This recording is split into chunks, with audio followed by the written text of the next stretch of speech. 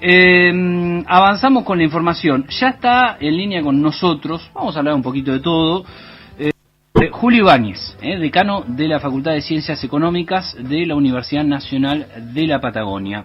Julio, el placer de saludarte, Federico y el equipo. Buenas tardes, Federico, para vos, para todo tu equipo y para la audiencia de tu programa. Bueno, muchas gracias, Julio, por la comunicación. Bueno, yo he introducido un poco, ¿no? Esto que... yo no sé si entre los... A ver, por ahí vos me podés ayudar en esto. No sé si entre los economistas esto del punto de Anker es algo... No sé si está en ensayo, en teorema. La verdad que lo desconocía por lo menos yo, Julio.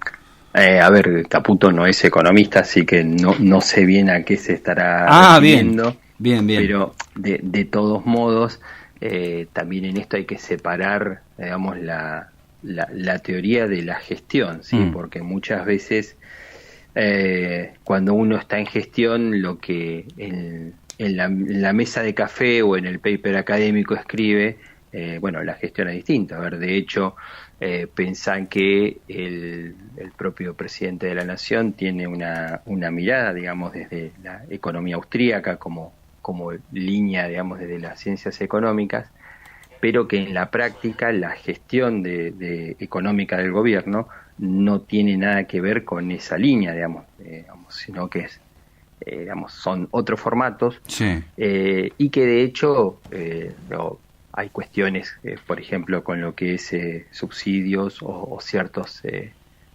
cosas que manejan o que hacen, que tienen que ver más con esto de ir adaptando, ajustando en función de la gestión, que en definitiva no están tan de acuerdo con esa mirada teórica. Sí. O sea, pero, vos me decís, perdón, Julio, a ver si te interpreto, sí. Vos me decís que en la gestión o en los hechos no es un gobierno tan liberal como dice ser. No digo eso, lo que digo es que una cosa es, desde el punto de vista de las ciencias económicas, ¿sí? Una cosa es ser liberal y otra cosa es el liberal libertario, como plantea el presidente, anarcocapitalista, ¿sí? Digo, en esas miradas, digamos, o esos extremos no son los que están aplicando, sino que están aplicando un formato liberal, digamos, sí, obviamente hay una mirada ideológica también en lo que están haciendo, que bueno, digamos, por eso digo, hay cosas que tienen que ver con determinadas líneas, digamos, de pensamiento económico, pero nuevamente en gestión, digamos, uno que le pasa a las gestiones de todos, digamos, y esto se ve también a nivel nacional, vas adaptando, por ejemplo, a ver, el tema tarifas de los servicios públicos. ¿Sí? No hay ninguna duda que la mirada del presidente de la Nación sería liberar absolutamente todas las tarifas, ¿sí? Al primer día que llegó al gobierno. Uh-huh. Sin embargo, no lo pudo hacer porque eso le va afectando otras cosas y como que van haciendo un juego, ¿no? De ir liberando en algunos meses los van frenando.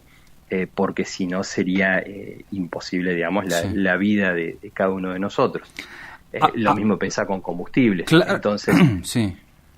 No te escucho. No, te iba a preguntar, porque, a ver, esta idea, Julio, de que si se ordena la macro, bueno, el gobierno está hablando del superávit, ¿no? De ordenar esos números, de lo que pasa con el dólar. Digo que si se ordena la macro, después casi que en el impulso el país va a crecer. ¿Es tan así desde la economía, desde lo que se conoce históricamente?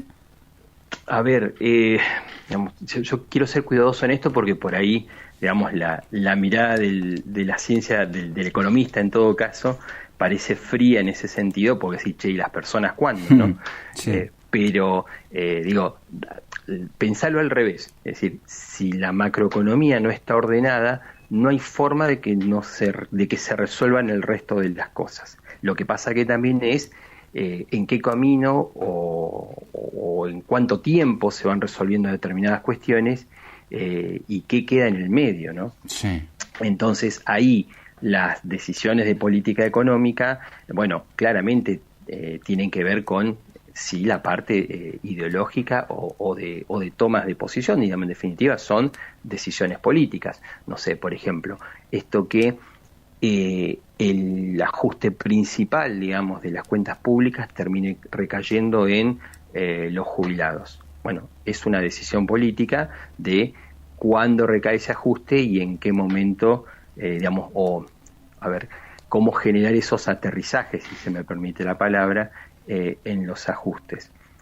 O por qué, en todo caso, ajustar a los jubilados y no ciertas cuestiones que tengan que ver con los beneficios a grandes empresas que la nación sigue sosteniendo, ¿no? Sí, bueno, en esos ajustes, Julio, y vos, ¿no?, siendo además decano de la Facultad de Ciencias Económicas, te iba a preguntar también un poco por el financiamiento educativo, ¿no? Algo que se está debatiendo en estos momentos. Debatiendo a nivel público y con el gobierno nacional también. Sí, bueno, lo mismo. Ahí nuevamente la ideología está primando, probablemente está primando también alguna falta de cintura en la parte política, en esto por ahí de alguna manera desmerecer todo lo público, digamos, y poner en todo caso en tela de juicio la educación pública, ¿sí? Probablemente es una gestión de gobierno que le gustaría que todo sea privado y la educación que sea privada. Ahí sí, digamos, hay una cuestión fundamentalmente ideológica, pero que a mi modo de ver lo que lleva es a una dificultad de negociación, ¿sí? En este sentido, el Consejo de Rectores me parece que ha sido bastante abierto en esto de buscar llegar a algún acuerdo. Uh-huh. Ahora, en la práctica, las decisiones del Gobierno Nacional han sido de buscar ajustar por sobre los ajustes que han sucedido en el resto de los sectores. Yo estuve presente cuando estuvo trabajando la comisión del Senado, tratando, digamos, esta última ley de educación de las universidades, y un poco el planteo era ese, ¿no? Los salarios de los trabajadores docentes y no docentes de las universidades cayó mucho más que el resto de los salarios de los empleados estatales nacionales. Entonces, digamos, claramente hay una mirada en donde no se pone en valor el capital humano, porque las universidades lo que tienen es eso, es capital humano. Distinto es que nosotros discutamos cómo mejorar lo que se está haciendo, porque como en todos los sectores hay cosas que se puedan estar haciendo mejor.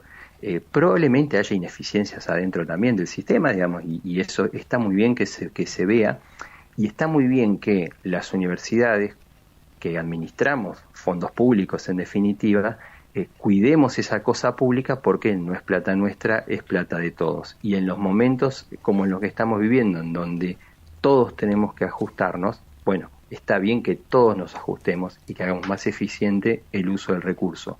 Ahora, no tiene ningún sentido decir todo eso está mal, todo eso hay que romperlo, porque la universidad pública es realmente uno de los pilares en Argentina. Y vayamos, si querés, solamente a nuestra Universidad de la Patagonia como referencia.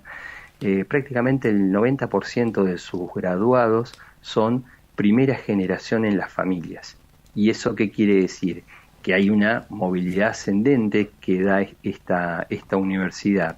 ¿Pero por qué? Porque los estudiantes que entran a la Universidad de la Patagonia, en su gran mayoría, son estudiantes de clases medias o medias bajas, aquellos que tienen la oportunidad de enviar a sus hijos a Buenos Aires a estudiar o a otros puntos del país, bueno, lo hacen, pero no son las familias de clase media o media baja. Uh-huh. Esas familias de clase media o medias bajas son las que confían en la universidad pública, ¿sí? Y la Universidad de la Patagonia, aquí donde estamos. Uh-huh. Entonces, digamos, eso genera un entramado, digamos, de conocimiento que la universidad pone al servicio de la sociedad. Porque también es verdad que, digamos, es lento el proceso de graduación de las personas. Pero de vuelta, aquellas familias de ingresos medios bajos, cuando un estudiante pasa el segundo, el tercer año en cualquier carrera de la universidad, ya tiene herramientas, ¿sí?, para ingresar al mercado laboral. porque tenés que apoyar, digamos, en tu casa, Sí. o porque estás, digamos, mejorando tu formación. Julio, eso ralentiza un poco sí, también la finalización de los estudios. Déjame preguntarte, yo sé que también están muchos ustedes trabajando con las capacitaciones, ¿no? Y, con diferentes cámaras empresarias, de ahí desde económicas, pero digo, ¿cómo se lee el dato de pobreza? ¿No? Que a mí por lo menos me sorprendió, 53%, digo, prácticamente del país, es un número elevadísimo. ¿Cómo lo miras? Digo, sí, tenés toda la razón en esto. De vuelta, en nuestro caso era claro, digamos, que esto iba a suceder de esta manera, porque en definitiva, ¿qué es lo que te muestra ese dato? Que que los precios, digamos, de los bienes y servicios o de los alimentos crecen mucho más que los ingresos, ¿sí? Y lo que estamos viendo justamente en este periodo, bueno, es sencillamente eso, ¿sí? Al crecer los costos, ¿sí? Lo que nos cuesta a nosotros comprar cada cosa cuando vamos al supermercado, crece mucho más que lo que crece el ingreso. Eso, en definitiva, cuando uno lo mide con estos indicadores, digamos, de canasta básica o de canasta de pobreza, bueno, en definitiva, lo que termina dando es que vos con tu sueldo cada vez podés comprar menos cosas. Entonces, vas bajando, digamos, escalones. Y eso marca justamente que, pensemos en los datos, digamos, en la provincia o los datos nacionales, bueno, digamos, cada vez menos gente puede comprar esos bienes y servicios. Claro. Sí. Y pensaba, digo, por lo menos un pensamiento que yo tenía, Julio, que al margen de las dificultades para comprar ciertos bienes, las familias más vulnerables sobre todo, pero más allá, digo, de clase media, clase baja, o clase media alta o clase media baja, la sensación que da, y eso si uno lo analiza por familia, es que las familias ya no pueden hacer aquellas cosas que hacían. Esto sea, no sé, pagar una cuota de la escuela o no comer. Digo, las necesidades van variando, ¿no? De familias, pero que les cuesta o ya no pueden hacer aquellas cosas que hacían algún tiempo atrás, ¿no? Esta es un poco la sensación que da desde lo subjetivo. No, es que justamente es eso. Digo, y para no cargar solamente las tintas en, digamos, esta gestión de gobierno actual solamente, ¿no? Es decir, hay que pensar que en la Argentina desde el año 2011 que no crece, ¿sí? O sea, el Producto Bruto, desde que la riqueza de todos nosotros está estancada. Pero a eso hay que sumarle que hay una tasa de crecimiento de la población que año a año va aumentando, ¿sí? Entonces, si la misma torta la dividimos cada vez en más personas, cada uno de nosotros cada vez va teniendo menos. Entonces, no hay ninguna duda que el desafío de la Argentina es generar un crecimiento, o sea, agrandar esa torta para poder repartir más, ¿sí? La situación en la que estamos no es solamente de crecimiento, sino también esto de distribución, porque en el fondo aquellos que más tienen son los que tienen más herramientas para defenderse de la inflación, por ejemplo, claro. ¿Sí? Y eso pega mucho más en las clases más bajas. Entonces, no hay ninguna duda de esto que decís vos, que cada familia va dejando de consumir algunas cosas de las que consumía antes. Y también es verdad que de alguna manera, y que esta es la parte difícil, porque digo, la mirada nacional plantea un poco esto de, bueno, yo arreglo la macro y la micro se tiene que arreglar sola. Y ahí hay una discusión de lo que son los precios relativos, esto de cómo están, digamos, las variaciones en los distintos precios relativos entre bienes y servicios que están desacoplados, desacomodados, y que llevar eso a un valor más o menos razonable, estable, va a generar bastante más complicaciones. De todos modos, nuestra mirada al menos es que ese tipo de cosas se pueden hacer o se necesitan hacer con la gente adentro, digamos. Claro, es muy difícil porque si no, digamos, bueno, el gobierno nacional sigue teniendo unos altos niveles de acompañamiento, pero nosotros creemos al menos que eso va a empezar a complejizarse si no, digamos, si no son un poco más flexibles en algunas cuestiones. Bien, bien. Vuelvo a tomar el caso jubilados, vuelvo a tomar el caso educativo. Para nosotros, digamos, la parte educativa, digamos, sería totalmente innecesario el veto, digamos, porque no es un impacto tan grande. Nos parece súper importante el tema, digamos, de sostener la educación pública, y ahí sí, hoy estuvimos en reunión del Consejo Superior, sí, acompañando esta idea de que es importante la próxima marcha que va a haber el 2 de octubre, a las 17 claro, horas, sí, en todas las ciudades de la Argentina, acompañando a la educación pública para que, de vuelta, el gobierno nacional flexibilice un poco estas miradas rígidas y no establecer, digamos, espacios de confrontación, claro, sino sí, espacios de acuerdo. Se me va el tiempo, muy rica la conversación, te agradezco como siempre, Julio. Un abrazo grande.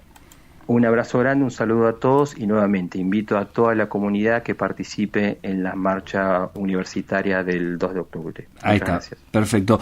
Julio Ibáñez, decano de la Facultad de Económicas de la Universidad Nacional de la Patagonia, habló con nosotros.